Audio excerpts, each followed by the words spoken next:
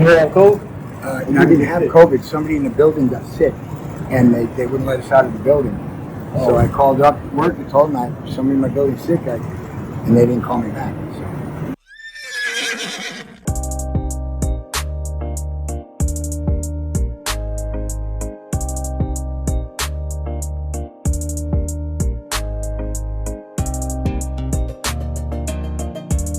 In the money. So, hello, sir. How the hell are you? I'm pretty well. How are you? I'm great. So, tell me your name. Tell me where you're from. My name's Bill Robidoux. I'm from New York, Rhode Island, Connecticut area. Born in Connecticut. Raised in Rhode Island and New York.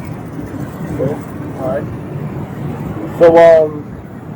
So tell me, how did you end up here on Skid Row? Drugs, mainly. Drugs for me. Yeah. Looking for something when I was young. Found it when I came out here after prison. And I've been on Skid Row since '96, as far as I know. So what drug? Crystal meth. Crystal meth? How long you been on crystal meth? 35 years. 35 years? What? So what year did you start? I got here in '86. That was crystal meth in '86. Oh yeah, better than it is now too.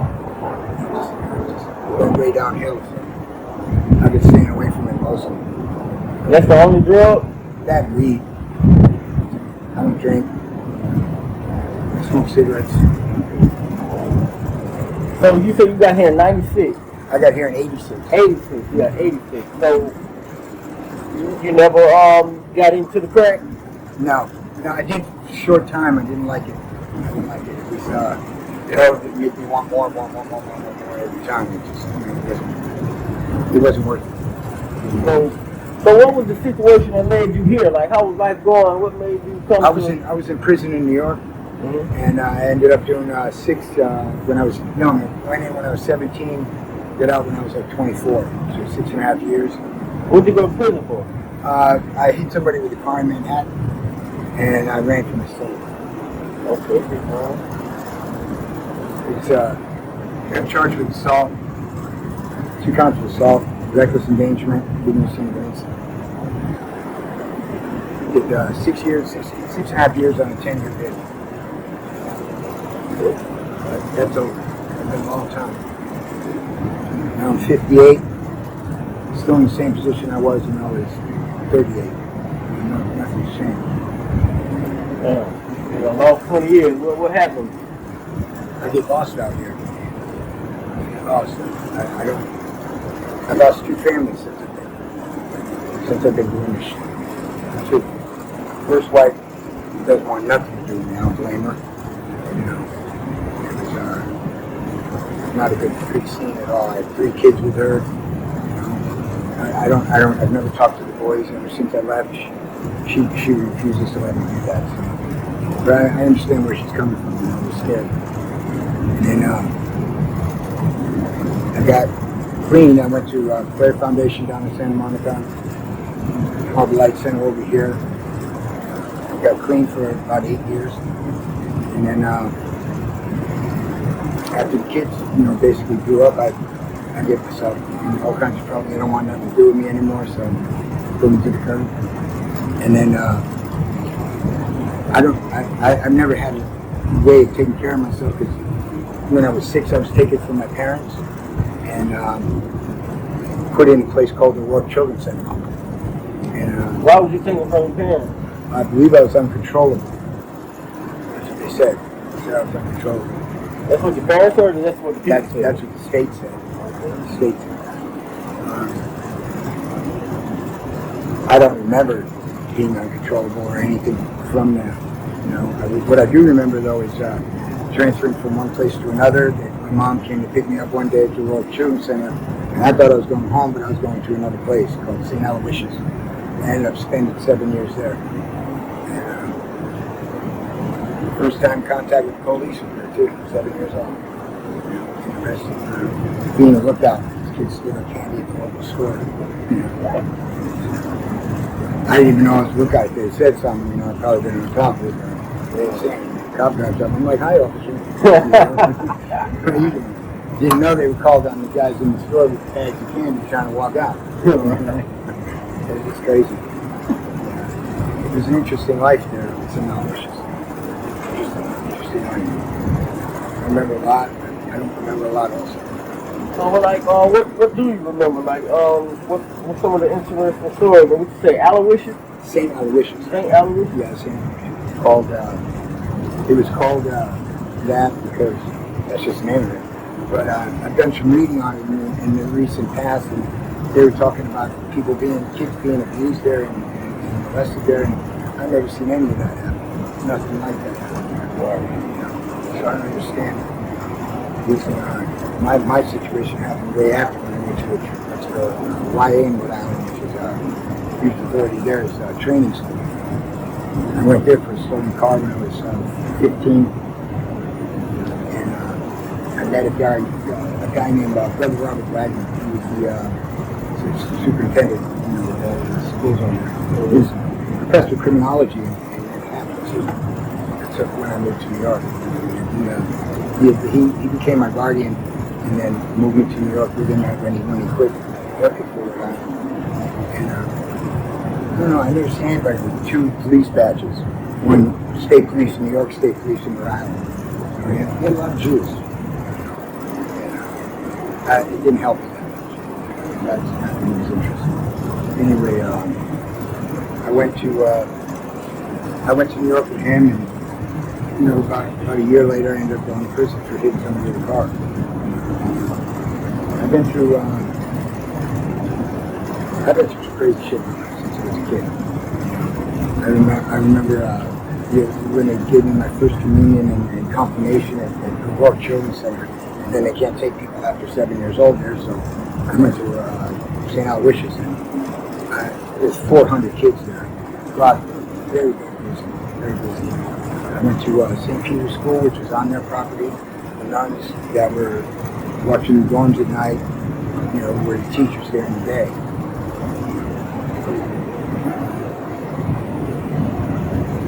Interesting story.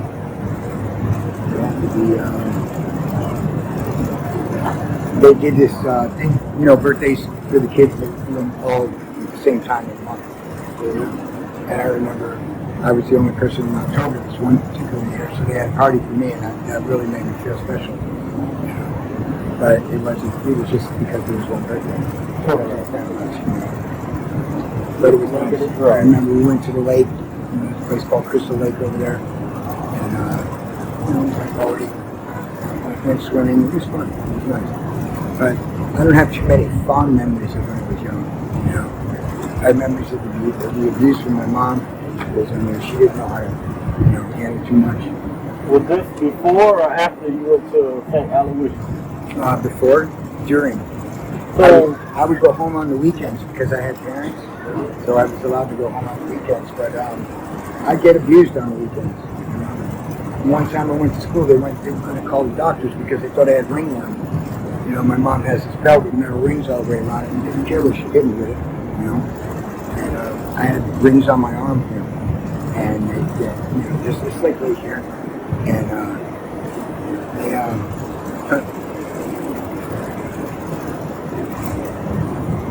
they thought I had a communicable disease because ringworm is transmitted. Yeah. I was like, no, my mom hit me. Okay, let's call Children's Services. They called Children's Services and found out that I wasn't even. Then from that point on, I wasn't allowed to go on weekends because she's too violent. She made me kneel on the corner on Rice for hours at a time. Very. Make you kneel on the corner and kneel in the corner on Rice. Not a good thing. It was very uncomfortable. Stand in the corner, face the wall, don't turn around. Don't dare turn around. What happens if you turn around? She'd probably come up with a belt or something to hit me with. Yeah. It was So was it just your mother or was your father there? Just my mother. My father only hit me once every time. He just hit me once and it was a knockout every time. My father hit me like a man when I was a kid. I was 5, 6 years old. Yeah. It was a knockout every time. Always saw stuff. I either saw stars or I don't remember getting hit. It was mine too. And yeah, it was pretty. Think about my sister. And she had to live through that. I didn't have to live through that. She did. She had what? She had to live through that. She had to live with my mom. My dad wasn't even around that much. He's a womanizer. So he was always doing something with some lady, somewhere. So he wasn't around a lot. But when he was around, he was bossy. And he didn't do much talking either. He did a lot of hitting. That's about it. So it was just you and your sister? It was just me and my sister. Is she older or younger than you? She's a year older than I am. I miss her, so I haven't seen her in a long time. She lives in New Hampshire. But she's done good for herself.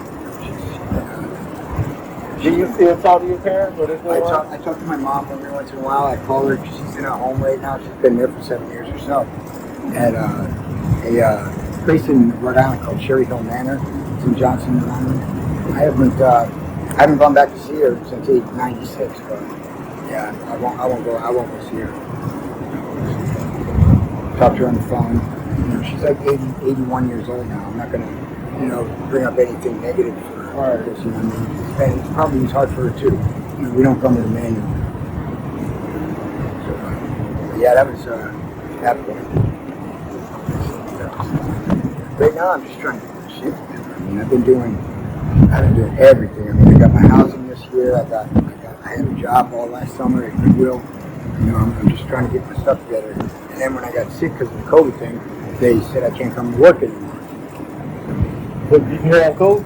I didn't have COVID. Somebody in the building got sick, and they wouldn't let us out of the building. So I called up work and told them somebody in my building's sick, and they didn't call me back. So I've been trying to get in touch with them too. Oh yeah, he's definitely not gonna call you back. He told him you were sick and this motherfucker's COVID area. Yeah, they don't want to deal with that. So I don't blame them. It's killing people apparently. I don't know a single person who's died from it. I don't know a single person who's been sick from it. That's because when the people get sick, they take them with them. Exactly. They've been doing it. So are you currently on drugs now? Still crystal? Yeah, crystal weed. Crystal weed and cigarettes too. So you don't plan on dropping? You know what? My last rehab, I was over here for 2 years at Harbor Lights. Harbor Lights Center, 5th and Central there. Okay. I went there twice, and the second time I spent 2 years, and I didn't talk. I didn't do anything. I just listened and listened and listened. And like my last day there actually, I looked in the mirror. I was like, "You're going to be an actor forever." And that's when I quit beating myself up. Because every time I go to rehab, I've been to 16 rehab. I've been to Harbor Lights twice. I've been to VOA, right in the building right there, numerous times. I've been to a lot of rehab, and nothing seems to want to work for me. So what I do is I quit beating myself up, and I don't use as much. People can't tell when I'm high or when I'm not, because I act the same. I don't act different. It's like my medication. It gets me going, and I don't. I'm not. I don't. You're not geeking, yeah. I don't tweak on everything. You know what I'm saying? I got to take care of business when I got business to take care of, and if I don't, I just sit in my room and I color. I do a lot of coloring. I do an awful lot of coloring. In fact, I sold a lot of my coloring. Okay. Which is what I like to do. Show some of it. All right. I love doing that. When I found that's my therapy. I sit there, just zone out, look at the page, and fortunately for me, my past for work experience has been a lot of printing.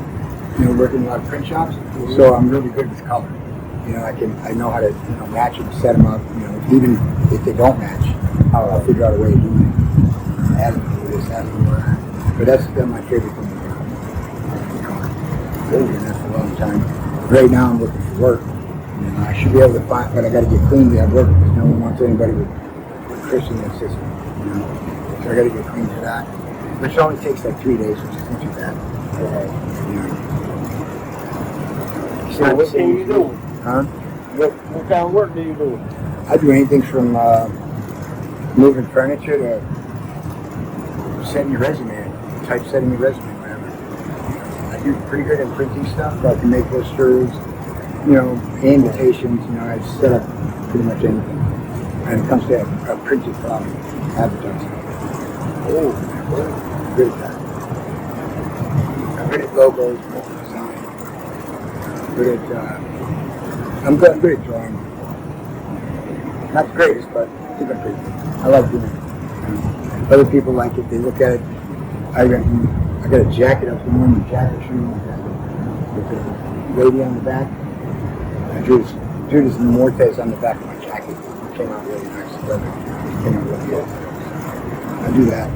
And I like to sit up at the, you know, up there in Springs, set out my pictures. People come by, they look down. They don't buy them. You don't have to buy them. They look good. Right. They're like, yeah, they do. Hey. I'm waiting for the art walk to come back.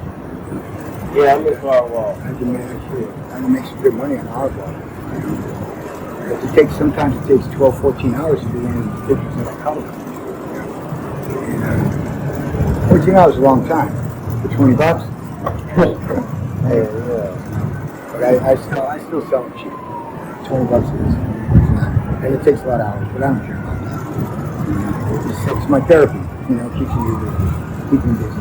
Been in this program over here, Project 180, for like 3 years now, and I've been using them for as much as I possibly can for, you know, whatever resource they can give me, because I definitely want to get some work. You know, I don't want to get GR, I don't want to get on public assistance. I'm sick of this. It's not enough money to survive. I'll end up right here in this building with like 8 by 7 foot room. You know, don't get me wrong, I'm not complaining. I'm the size of my room, although I am. It's, you know, but you know what? I can't beat it for price tag. Yeah, I can't. It's a fun how to think. Stories. Yeah. I mean, it seems like, you know, you're on the right track, trying to get better. Would you be willing to do a follow-up interview so you see progress? I'll let you know how to. I got an interview on Tuesday. Okay, for what? I'm not sure. I have a work specialist in my program. Okay. They're gonna try and put me in where they think I can fit. That's me. I rely on a lot of people in my program to do a lot of things because my background is institutional. I mean, I went to institutions when I was 6 years old. I got out of institutions when I was 24. Then I got married 3 weeks later. This lady doesn't want to talk to me ever again. And I don't blame her, okay? But then my second wife, I talked to my kids from her, and I talked to my wife from there, but they moved like 3,000 miles away. So, hey, can't get too close there. But Facebook helps a lot. I miss my kids. I really do. And, you know, we just get over that. It's just like we get over that and we get over everything. All right, man. Well, thanks so much for your time, and we will be back in touch. Yeah. All right. Peace. Good update for you.